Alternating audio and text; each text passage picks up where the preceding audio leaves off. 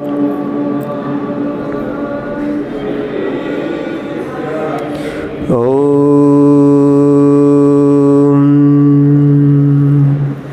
नमः सिद्धेभ्यः।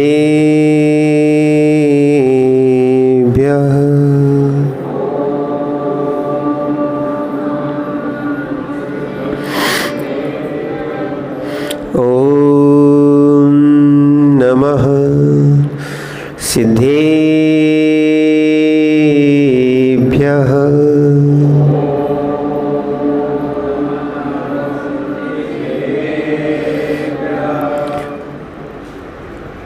नमः श्रीवर्धमानाय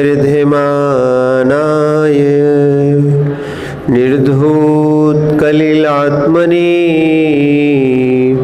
सालोकानां त्रिलोकानां यद्विद्यादर्पणायते। नमो अरहन्ताणं नमो सिद्धाणं नमो आयर्याणं नमो वज्रायाणं नमो लोहे सवसाहूणं। जय बोलिए अनंतानंद सिद्ध परमेष्ठी भगवानी की। देवाय देव एक खजरक्षी आदिनाथ भगवानी की। देवाय देव एक खजरक्षी चिंतामणि पार्श्वनाथ भगवानी की। देवाय देव एक खजरक्षी भगवान महावीर स्वामी की। परम पूज्य आचार्य भगवान कुंद कुंद स्वामी की। परम पूज्य आचार्य भगवान समंतभद्र स्वामी की। परम पूज्य गणाचार्य गुरुवर विराग सागर जी महाराज जी की।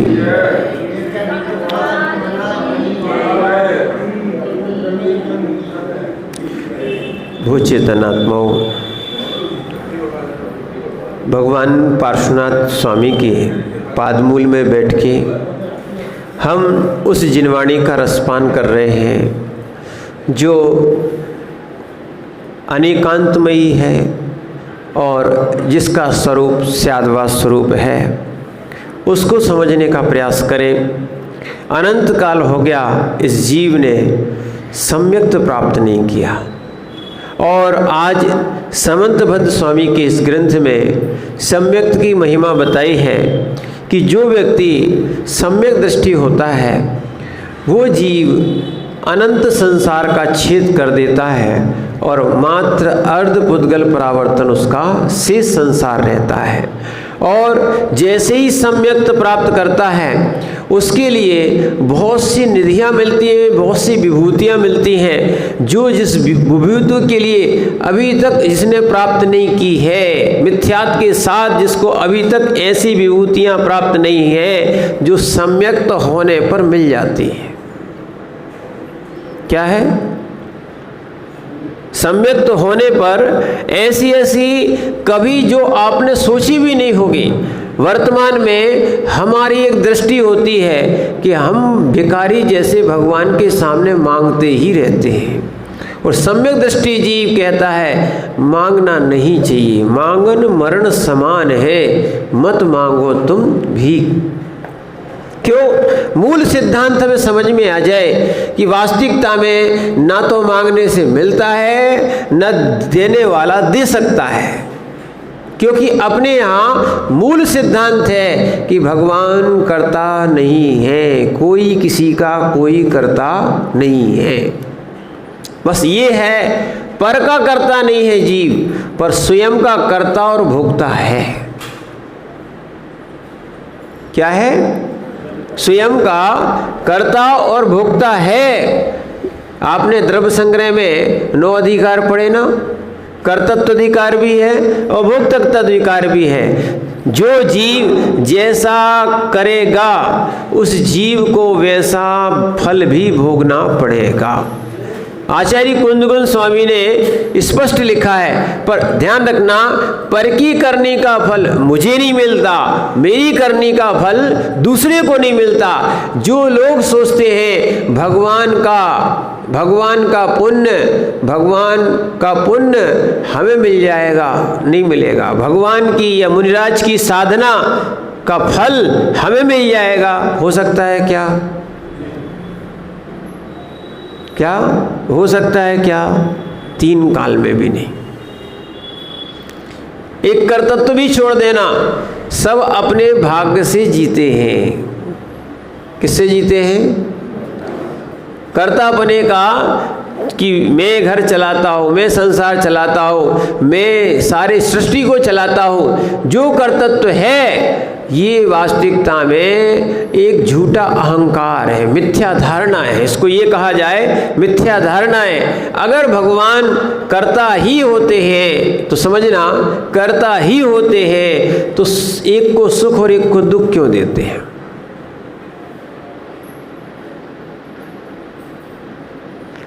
क्या है? इसीलिए हम भक्ति की भावना में कह देते हैं कि हमें भगवान से मिला। क्या है? कारण में कार्य का उपचार कर दिया जाता है, इसलिए हम कह देते हैं वो भगवान से मिला। वास्तविकता में हमें तो अपने सो परिणामों से मिला, या मिथ्या परिणाम से भी मिला और सम्यक परिणाम से भी मिला। जो जो वर्तमान में अभी तक मिल रहा है ये कोई देने वाला भगवान भी नहीं है।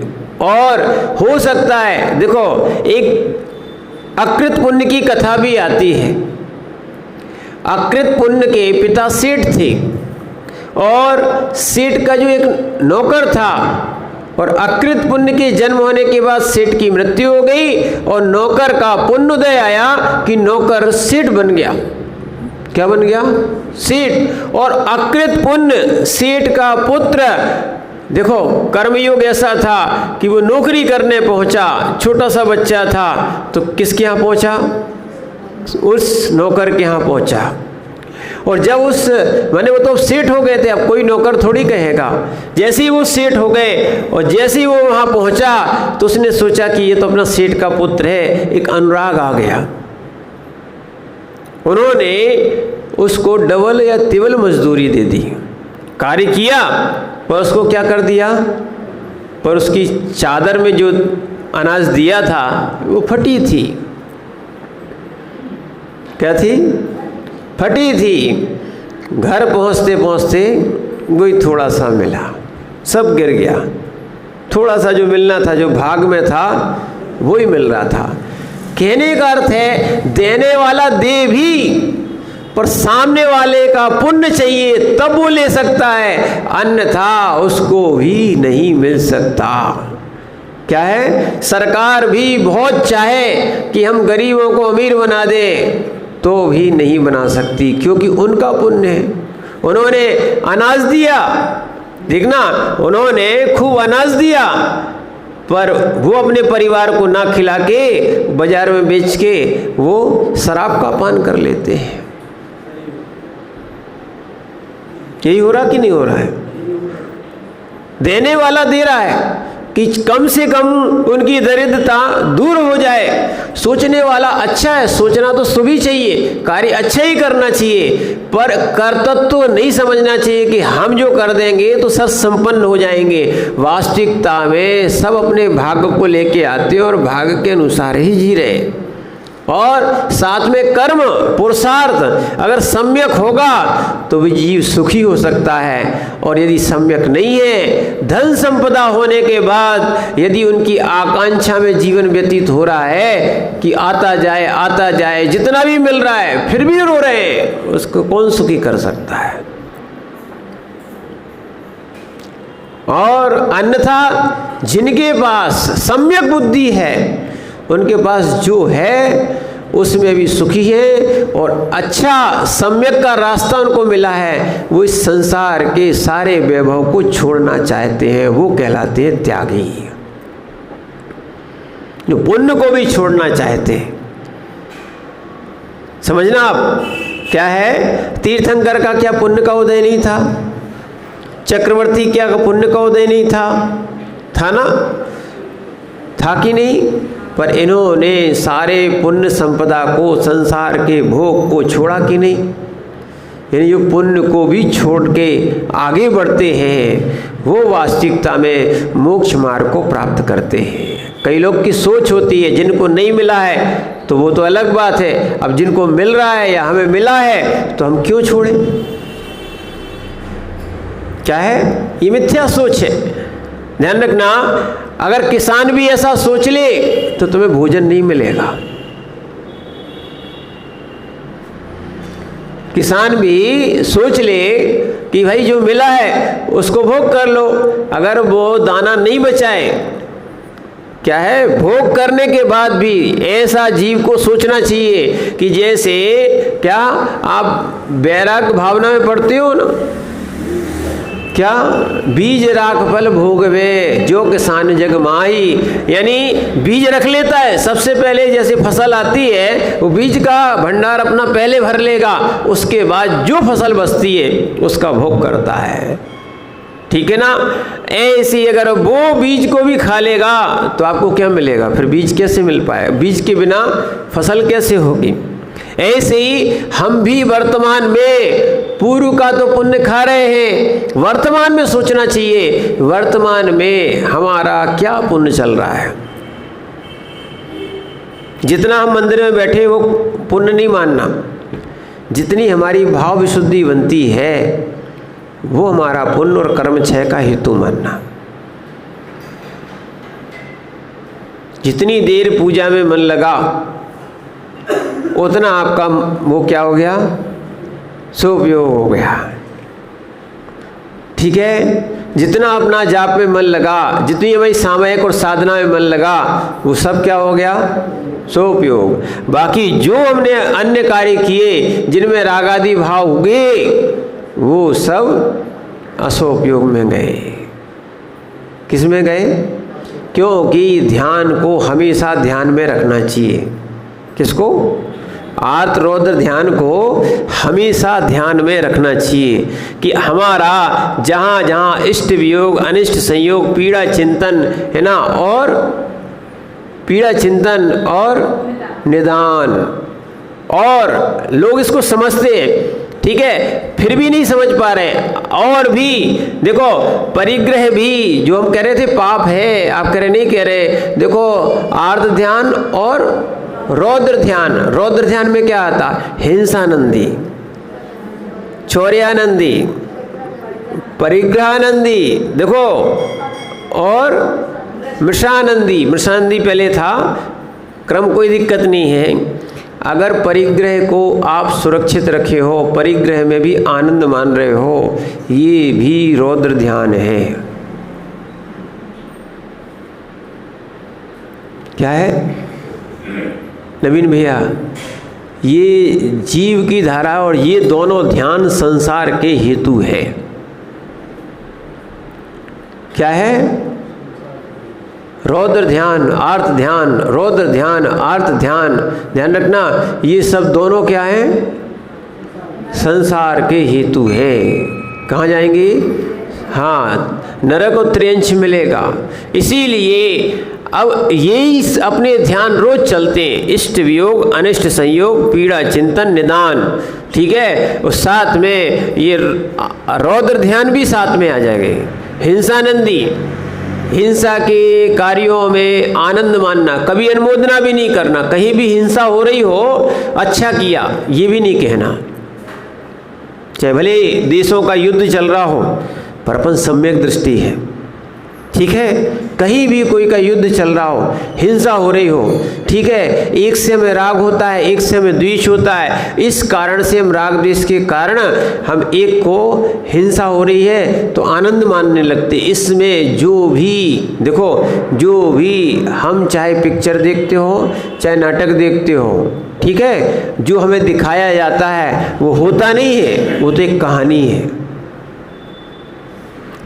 एक को देखो, व्यक्ति दो हैं तो एक को हम मान लेते हैं ये एक्टर है और ये विलन है।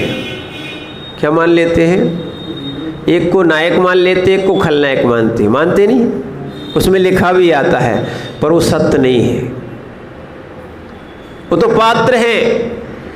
एक कहानी पर वो अपनी प्रस्तुति कर रहे हैं, पर हम क्या करते? उस प्रस्तुति में आत्मा के परिणामों को राग द्वेष में सम्मिलित कर लेते हैं।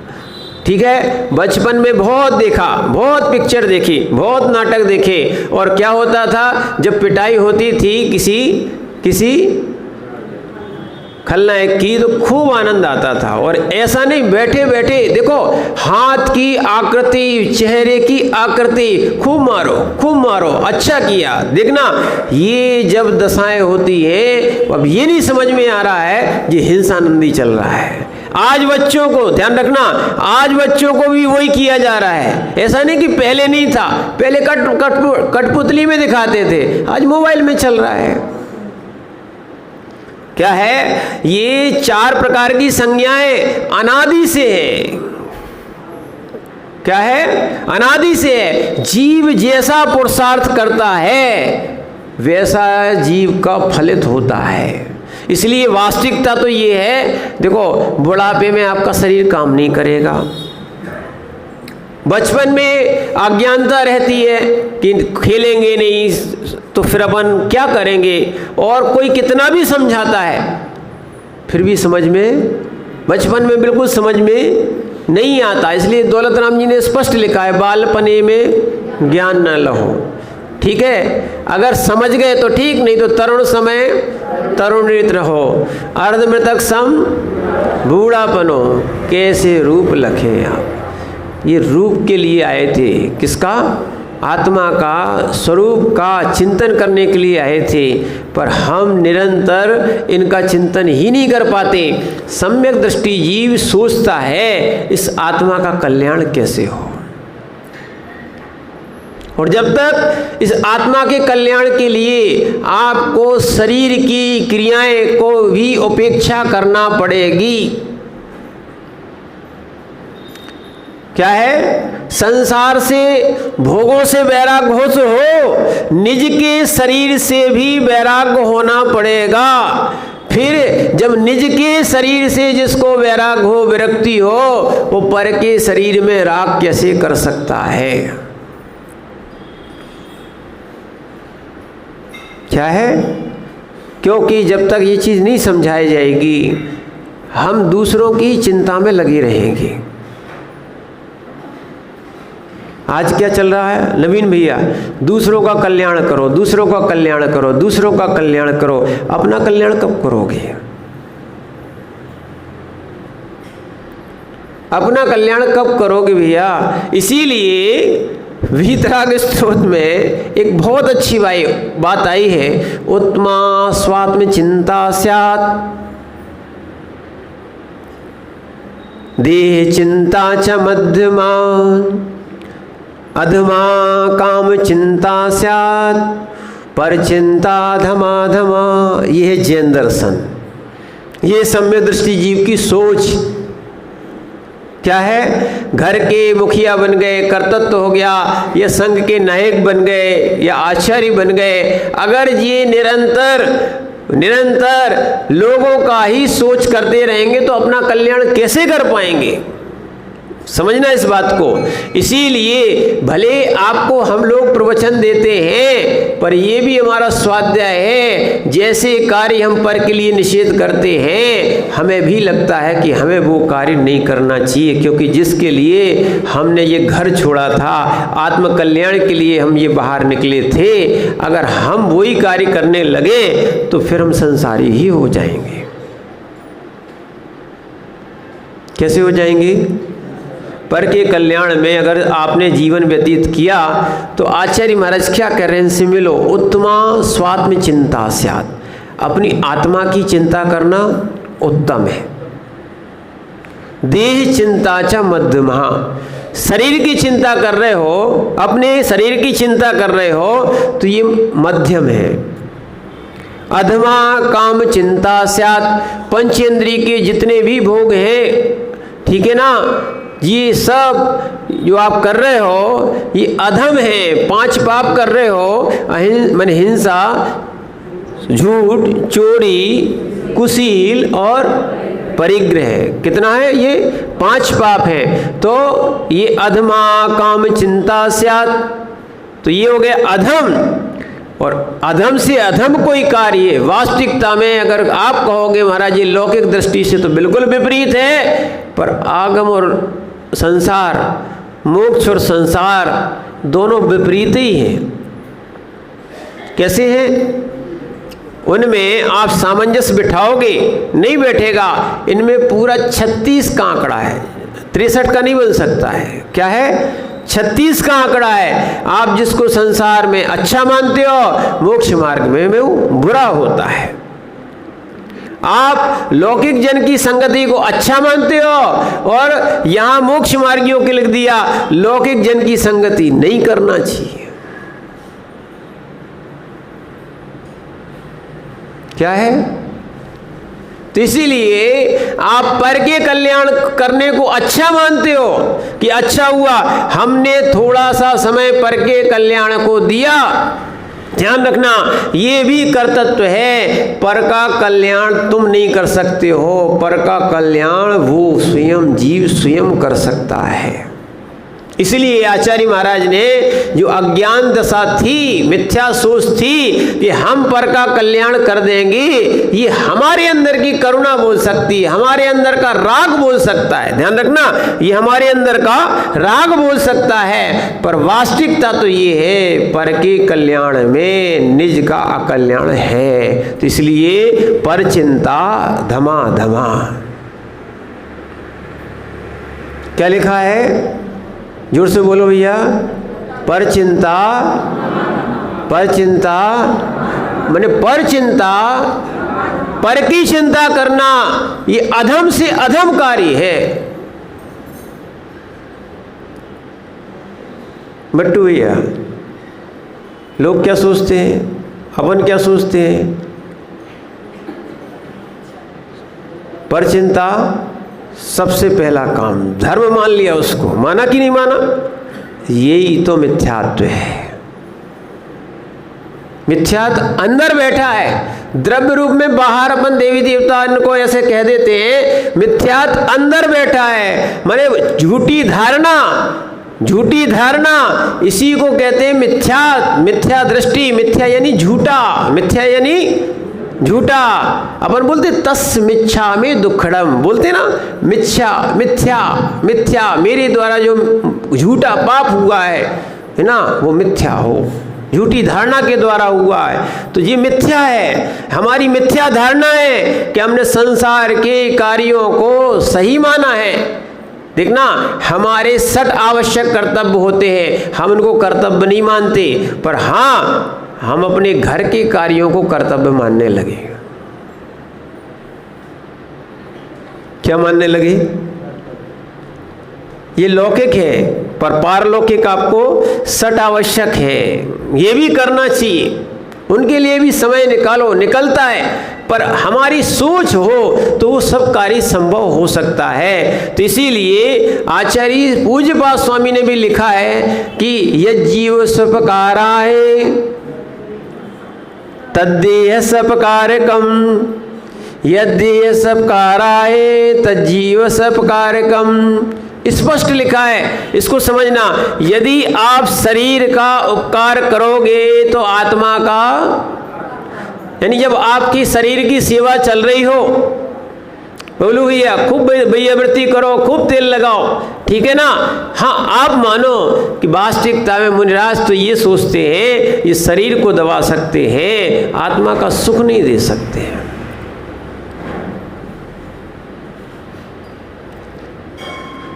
क्या है नवीन भैया? आत्मा का सुख तो स्वयं से ही मिल सकता है।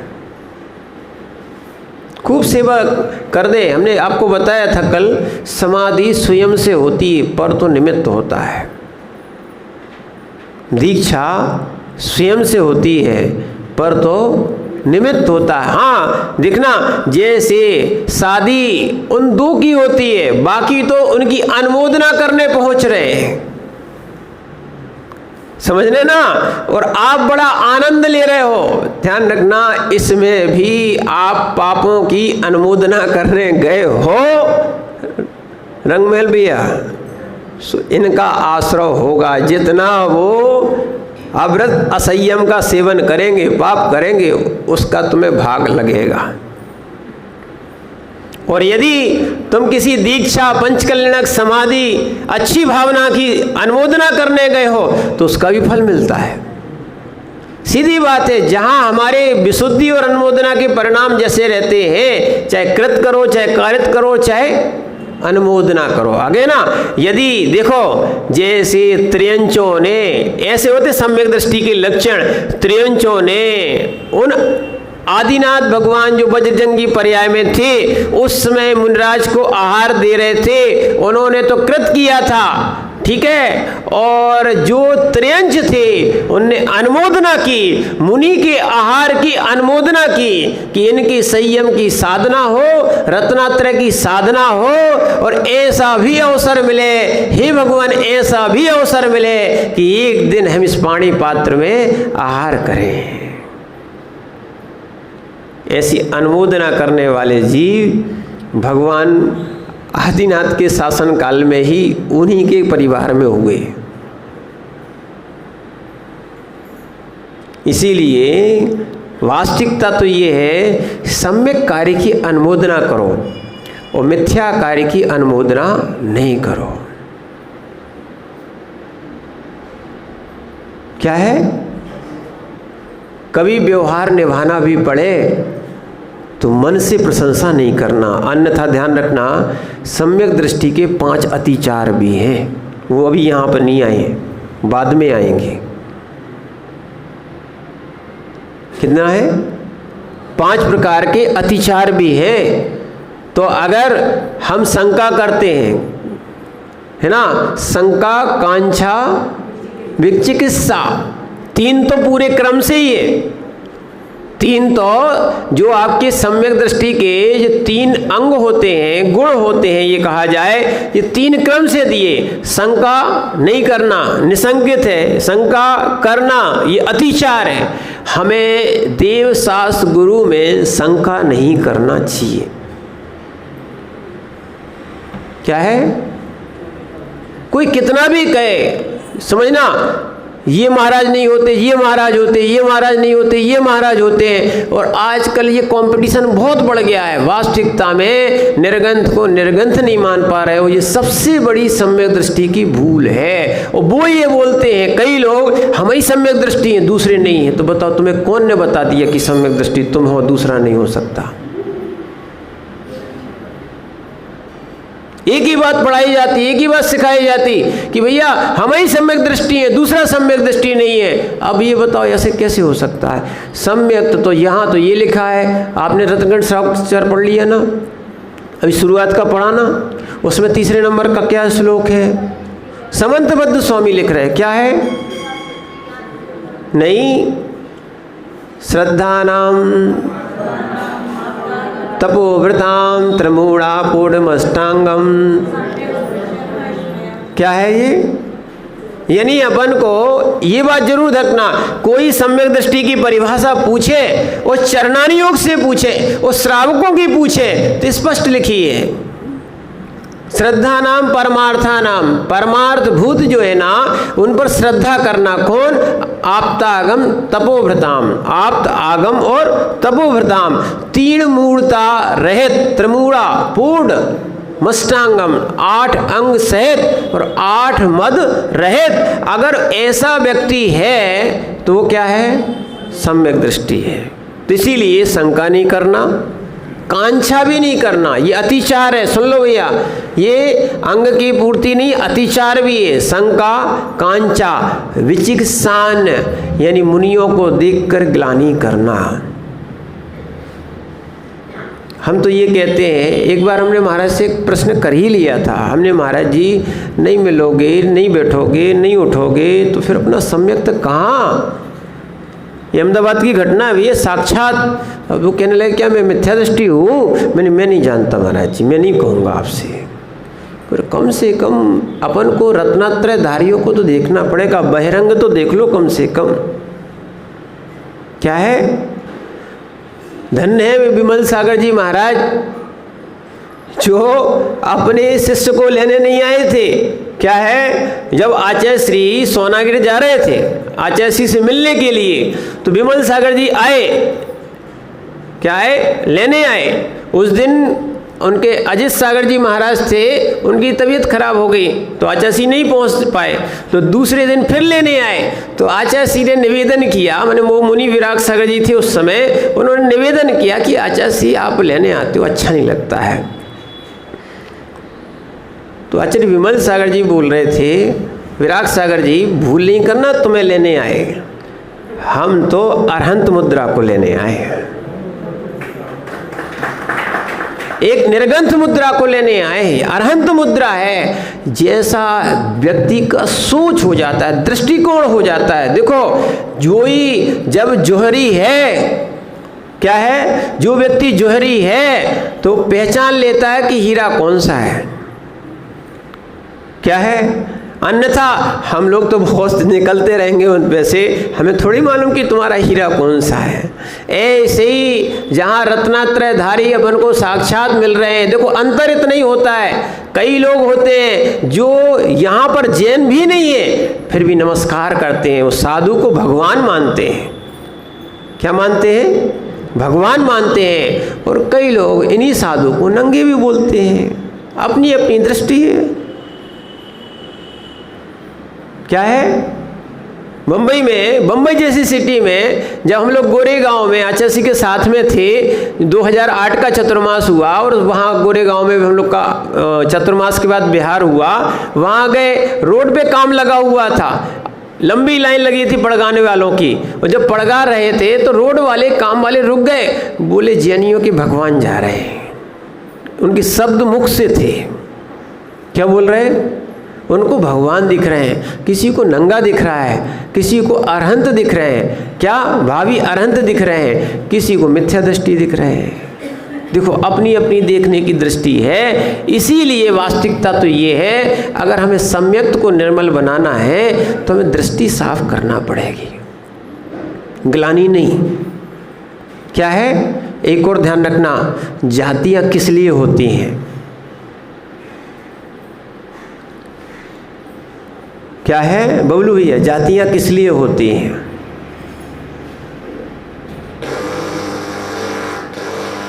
जातियाँ किस लिए होती हैं? जाति जाति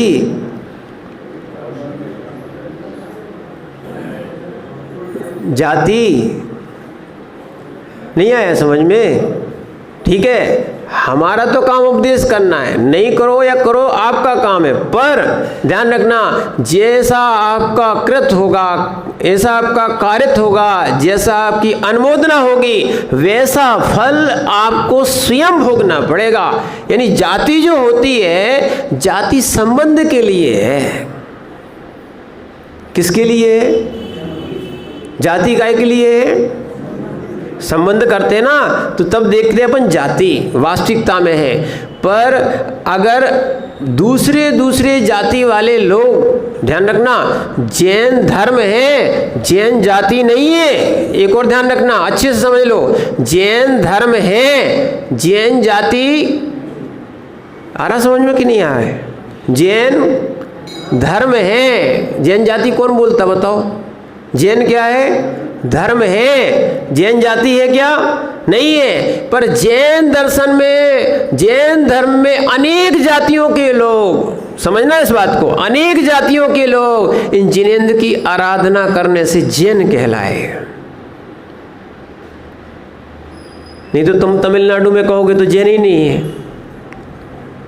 क्या है, समझ रहे ना आप? अलग अलग प्रांत में जाओगे तो आपको जाति ही नहीं मिलेंगी जैन वाला, कोई लिखने वाला नहीं मिलेगा। बहुत सारे ऐसी जगह हैं पर सब जिनेंद्र की आराधना करते हुए भी मिलेंगे। तो ध्यान रखो, चाहे मुनिराज को देखकर और चाहे श्रावकों को देखकर ग्लानि नहीं करो, नहीं तो ये क्या हो जाएगा? सम्यक दर्शन में अतिचार है। और अन्य दृष्टि प्रशंसा और अन्य दृष्टि संशय, ये दो और मिला लो तो हो गए 5। कितने हो गए? 5 अतिचार है। यानी हमारा कहने वहीं तक ले जा रहे हैं आपको। अन्य दृष्टि प्रशंसा यानी मन में खुशी होना कि देखो तो अपने यहाँ तो कुछ नहीं होता, वहाँ देखो तो सब कुछ अच्छा चल रहा है। अन्य दृष्टि की प्रशंसा चल रही है, अन्य दर्शन, मिथ्या दर्शन की प्रशंसा चल रही है। क्या चल रही है? ये ना हो जाए अन्यथा सम्यक्त में अतिचार लगेगा। और अन्य दृष्टि प्रशंसा, प्रशंसा का अर्थ मुख से करना नहीं, इसका नाम अंदर से जो खुश होना है। क्या होना? अंदर से उनके प्रति अच्छा भाव आना है कि नहीं ये तो कितना अच्छा, अपन तो बेकार है, अपन बेकार है। ऐसा अपन कई बार कर चुके। अन्य दृष्टि प्रशंसा और उनके गीत गाने लग जाना, उनकी बढ़ाई करने लग जाना, ये हो गया अन्य दृष्टि संस्तव। इसलिए सम्यक दृष्टि जीव को 5 बातों का भी ध्यान रखना। अपन को देव शास्त्र गुरु को तो मानना है, इनको भी ध्यान रखना। शंका, कांक्षा, विकित्सा, अन्य दृष्टि संस्था और अन्य दृष्टि प्रशंसा, ये आगे भी आएंगी, है ना। प्रशंसा और संस्था, इनको अपन को समझना है। इसीलिए जो व्यक्ति सम्यक दर्शन को प्राप्त करता है वो व्यक्ति चक्रवर्ती भी बनता है। क्या बनता है? सामान्य व्यक्ति चक्रवर्ती नहीं बन पाता। और सम्यक दृष्टि के साथ जिनके पास सम्यक चारित्र्य होता है, ऐसे जीव क्या है? चक्रवर्ती भी बनते हैं। ऐसा आचार्य महाराज 37वें नंबर के श्लोक में लिखते हैं। 36वां कल हो गया था।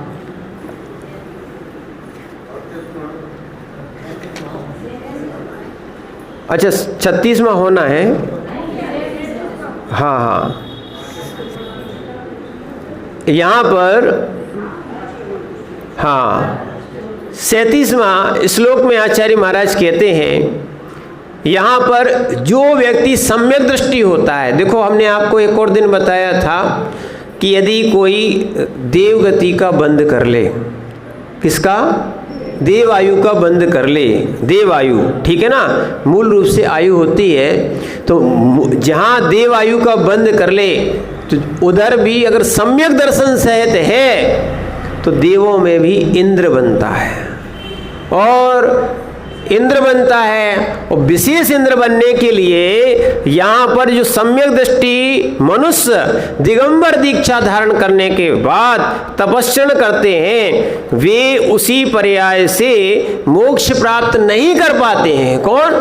वैसे तो दिगंबर दीक्षा मोक्ष प्राप्त करने के लिए ही धारण की जाती है, पर इस पंचम काल में मोक्ष क्या है? क्या नहीं है, ठीक है ना। भरत और ऐरावत से, देखो एक और अच्छी सी बात बताएं, भरत और ऐरावत में ही काल परिवर्तन होता है, और वो भी मात्र आर्य खंड में। किसमें? आर्य खंड में, मिलेच्छ खंड में नहीं होता परिवर्तन।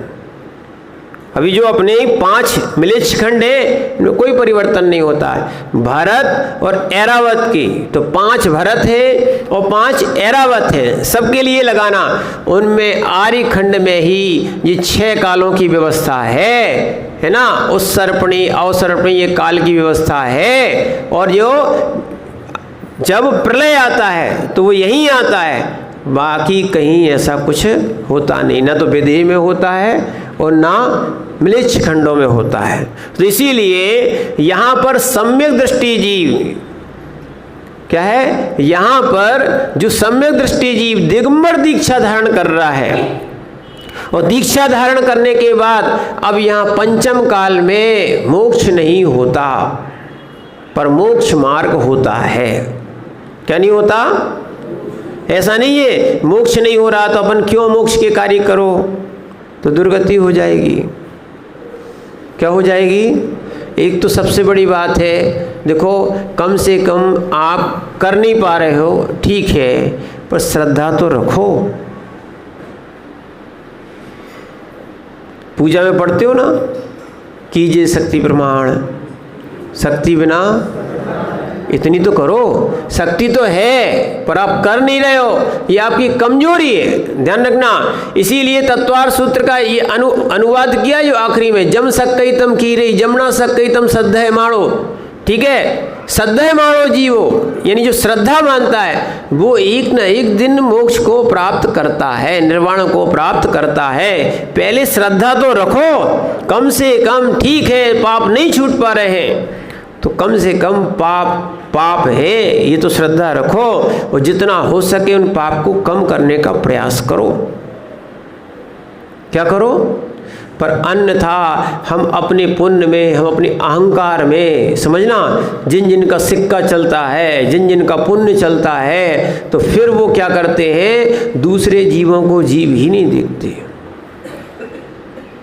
क्या नहीं देखते? पाप करते चले जाते हैं। फिर जब उदय में आता है तब समझ में आता है कि बताओ ऐसा काम कर रहे हैं। तो इसीलिए आचार्य महाराज कह रहे हैं पंचम काल में, या जो महाराज ने दिगंबर दीक्षा ली, किसके लिए ली थी? मोक्ष जाने के लिए, चतुर्थ काल में, पर उनके लिए वो सहनन नहीं मिला जिससे वो मोक्ष जा सके। ऐसे जीव जब सम्यक दर्शन के साथ अच्छी साधना और आराधना करते हैं, जब वो मोक्ष नहीं जा पाते हैं तो कहाँ जाते हैं? स्वर्ग। कहाँ जाते हैं? स्वर्ग में भी क्या बनते हैं? देव। और देव कैसे बनते हैं? तो अब ये बता रहे हैं वो कैसे देव बनते हैं। अष्टगुण पुष्टि तुष्टा, अष्टगुण पुष्टि तुष्टा, दृष्टि विशिष्टा प्रकष्ट शोभा जुष्टा, दृष्टि विशिष्टा प्रकष्ट शोभा जुष्टा,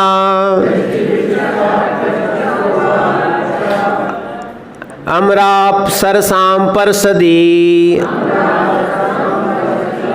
अमराप सरसाम परसदी, चिरमन्ते जिनेन्द्र भक्ता स्वर्गे, चिरम रमन्ते जिनेन्द्र भक्ता स्वर्गे। पढ़िए।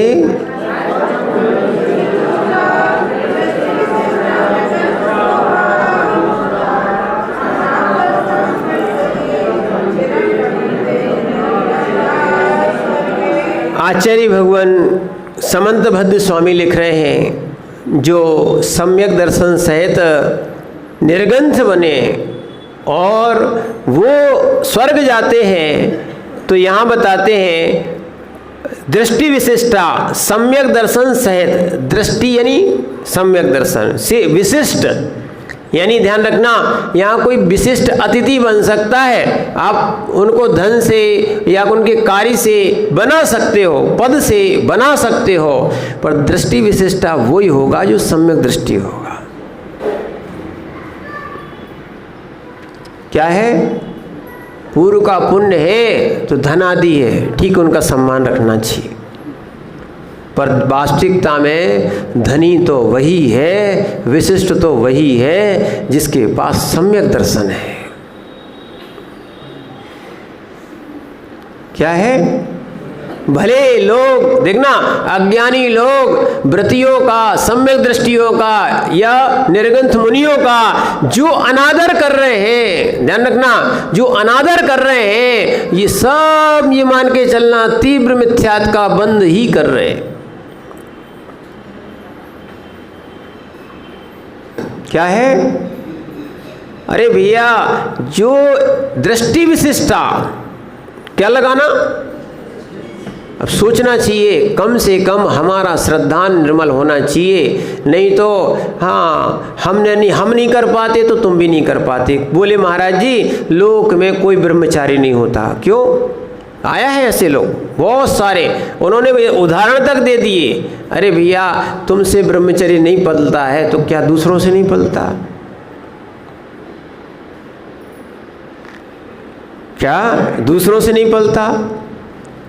अगर आपसे कोई वजन उठाने में आप समर्थ नहीं हो तो क्या दूसरा उठा ले तो वो नहीं उठा पाएगा क्या? ये तो आप जानते हो ना। ऐसे ही भाव जो है ना, आप अब्रह्म के भाव नहीं छोड़ पा रहे हो, ये आपकी स्वयं की कमी है ना। और ऐसे ही जो छोड़ रहा है उस पर अब आश्चर्य मत करो, आक्षेप मत उठाओ। ऐसे भी बहुत सारे लोग हैं जो अपने मन को राग में लिप्त किए हैं, मिथ्यात्व में लिप्त किए हैं। ध्यान रखना, राग का ही नाम मिथ्यात्व है। अच्छे समझना, राग का ही नाम मिथ्यात्व है। दर्शन मोह क्या है? दर्शन मोह, मोह मोह समझ लो। मोह की दो ही संतान, राग और द्वेष। दर्शन मोह का अर्थ होता है मिथ्यात्व।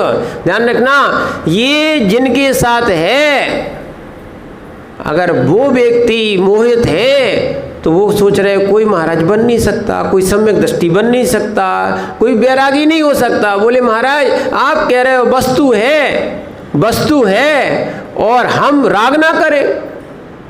होते हैं कई लोग जिनको लगता है ये सब संसार का कारण है, पाप का कारण है। बहुत सारे लोग देखो, दृष्टि बदलती है, कोई सोच लेता है। अब देखो, दृष्टि बदलती है तो बहन को भी कई लोग पत्नी बना लेते हैं।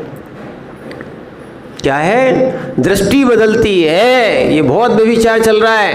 बहन को भी पत्नी बना लेते हैं और दृष्टि बदलती है। ये सम्यक दृष्टि बदलती है तो सातवीं प्रतिमा वाला अपनी पत्नी को भी बहन मान लेता है।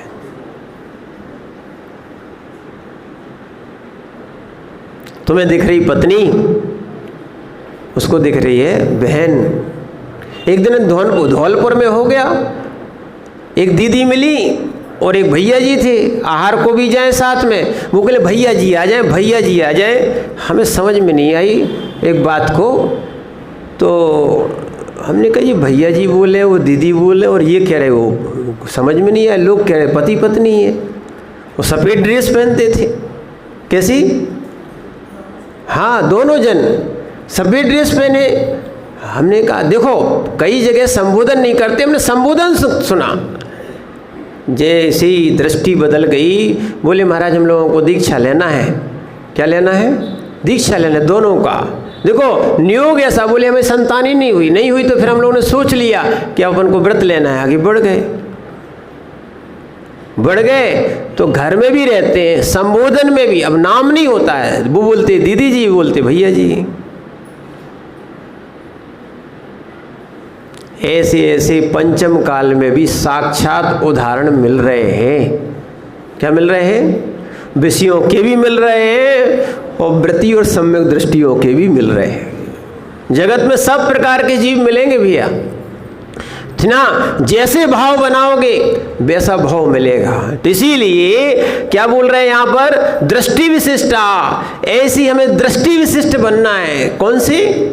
और दृष्टि भी कहा जाए विशिष्ट बनाना है, यानी हमें वास्तविकता में हमें हर जगह अच्छा देखने का प्रयास करना है। देखो अगर अच्छा देखोगे तो जगत में बहुत अच्छा दिखेगा, और बुरा देखने चलोगे तो जगत में सब लोग बुरे दिखेंगे। है कि नहीं? अपनी दृष्टि है, अपना भाव है ना। जगत में देखेंगे तो हमें सम्यक दृष्टि भी दिखेगा, है ना, भद्र मिथ्या दृष्टि भी दिखेगा। ये भावी में ये मिथ्यात्व का नाश करके सम्यक्त को प्राप्त करने वाला है। ऐसे जीव तो हम जो है सम्यक दृष्टि बने, दृष्टि विशिष्ट बने। तो ऐसी दृष्टि विशिष्ट यानी सम्यक दर्शन से सहित कौन? जिनेंद्र भक्ता, जिनेंद्र भगवान का भक्त पुरुष। कैसा होना चाहिए? जिनेंद्र भगवान का भक्त, और अकेला जिनेंद्र का नहीं, देव शास्त्र गुरु का। और स्वर्ग में अमराप सरसाम परसदी, देवियों की सभाओं में क्या है? उनको देवियों की सभाएं मिलती हैं। सामान्य देव की भी, यानी सबसे किल्विश जाति का भी देव हो, सबसे हीन जाति का भी देव हो, उसकी कम से कम 32 देवियां होती हैं। क्या होती हैं? वो भी मिथ्या दृष्टि की बात कर रहे हैं। सम्यक दृष्टि की बात यहाँ पे लिखा है, अमराप सरसाम परसदी, देवियों की सभाओं में इंद्रिय सुख के लिए नहीं गया, वो तो आत्म सुख के लिए गया था। देव तो योनि इसलिए मिली है कि वो समय निकालना है। वहाँ सभाओं में, देवियों की सभाओं में भी बैठते हैं सम्यक दृष्टि जीव।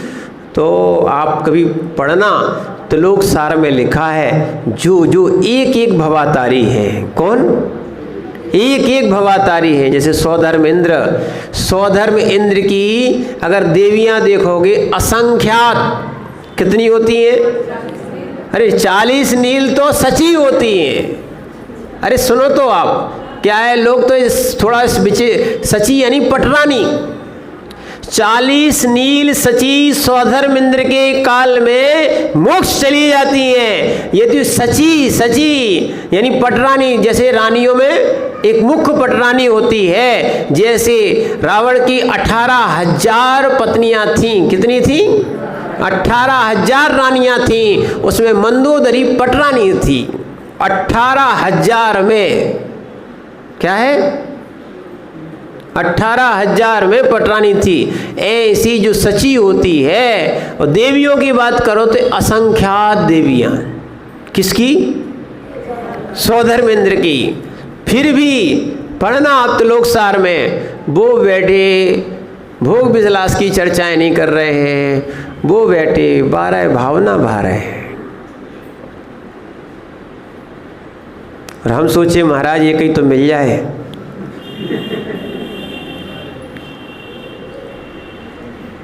क्या कर रहे हैं? एक ही से फुर्सत नहीं मिलता है किसी को। वो सौधर्मेंद्र, विचार करना, सौधर्मेंद्र सचिया भी कई रूप बना लेती हैं, देवियां भी कई रूप बना लेती हैं, उनका सबका उल्लेख है। तो इसीलिए सौधर्मेंद्र भी कई रूप बना लेता है। क्या है? जो विरक्ति से रहता है उसको संसार की सारी सुविधाएं मिलती हैं, पर वो विरक्ति से रहता है। और जो सुविधाओं के पीछे भागता है, जगत के लोग उसको व्यवस्था नहीं देते। इसीलिए क्या है, वो अमराप परसम परसदी, देवियों की सभाओं में इतनी सारी उनको देवियां मिलती हैं। अष्ट गुण पुष्टि तुष्टा, अणिमा आदि। क्या है? अणिमा आदि 8 गुण तथा शरीर पुष्ट अथवा अणिमा आदि गुणों की पुष्टि से संतुष्ट और प्रकृष्ट शोभा, बहुत भारी शोभा से युक्त होते हुए चिरकाल चिरम रमनते, यानी चिरकाल रमण करते हैं। आयु कितनी? सागरों आयु। सौधर्मेंद्र की कितनी आयु? कम से कम 2 सागर। कितनी? 2 सागर। कितनी? नहीं, सौधर्म महेंद्रियो, ठीक है, इनकी कितनी है? 2 सागर। देखना इसमें नरक की आयु, पहले नरक की आयु है 1 सागर, उत्कृष्ट आयु, ठीक है ना। तो इसीलिए अब इतने चिरनवंती असंख्यात वर्षों तक, और देख लो, मिला लो उसको, असंख्यात वर्षों तक क्या कर रहे हो? सुख भोग रहे हैं। फिर भी वैराग्य भावना भा रहे हैं। ध्यान रखना, इसीलिए सुख सब मिलता है। जैसे चक्रवर्ती आदि को भी मिलता है। क्या मिलता है? चक्रवर्ती आदि को भी ऐसी सुख संपदाएं बहुत मिलती हैं। ऐसी जैसे यहाँ पर क्या है, जैसे चक्रवर्ती की कितनी रानियाँ? 96,000। कोई अतिशयोक्ति नहीं है। क्या है? 96, माने वहाँ पर 32, 32 और 32 कितने हो गए? 32 और 32 कितने हो गए? है ना, 96 हो गए। पूरा गणित लगा हुआ। 32 भूमि गोचरी कितनी? 32 आएगा अभी, ये श्लोक आगे आने वाला है। 32 भूमि गोचरी, यानी जो अपन लोग हैं, 32 विद्याधरियाँ और 32 म्लेच्छ खंड की। कितनी? 96,000 रानियाँ, कई तो राजा अपनी बेटियों की क्या है वहाँ पर शादी संबंध चक्रवर्ती के साथ करते थे। और आयु छोटी मोटी नहीं, अगर भरत स्वामी की अगर चक्रवर्ती की आयु देखोगे तो उनकी भी 84 लाख वर्ष पूर्व थी, छोटी मोटी आयु नहीं थी। कितनी थी? 84 लाख वर्ष पूर्व थी।